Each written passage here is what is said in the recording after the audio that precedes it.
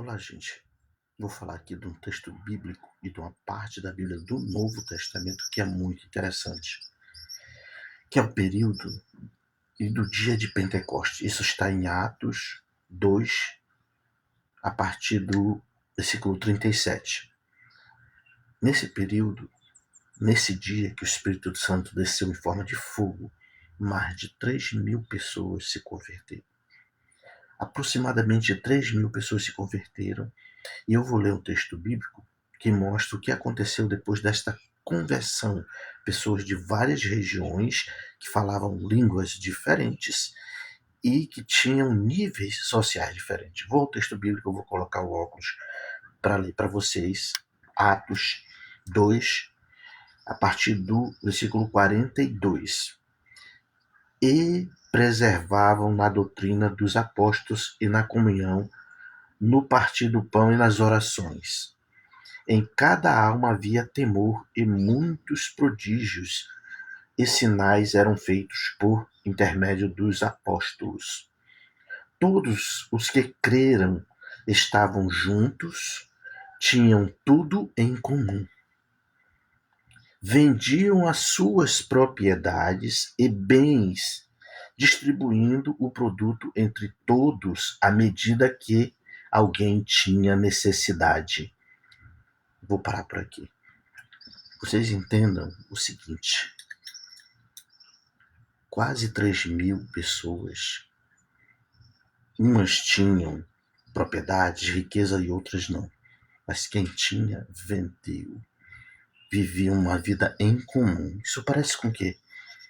A palavra comunismo, né? Mas o comunismo, isso aí é 2.000 anos atrás. O comunismo foi criado agora há 300 anos. Mas, meus amigos, isso foi uma das coisas muito importantes em Pentecostes.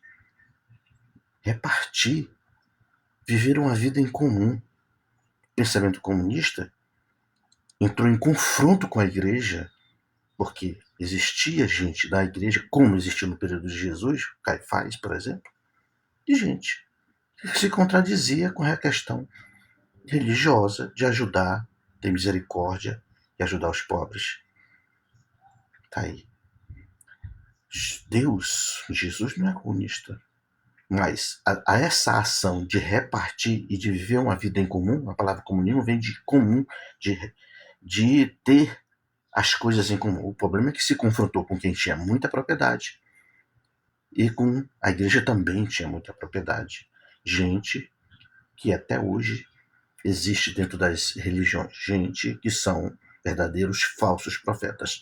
Mas a palavra de Deus é correta. Lá no Bom Samaritano, quando Jesus fala do bom samaritano e dá aquele exemplo de que o samaritano, que era um estrangeiro naquela época, considerado e discriminado, foi quem fez boas ações. Isso não quer dizer que as pessoas que não se converteram, que houve muita mesmo violência no período quando foi se implantar o comunismo, assim como houve muita violência de quem usou o nome de Jesus para matar pessoas há 2.000 anos atrás, no período de Constantino.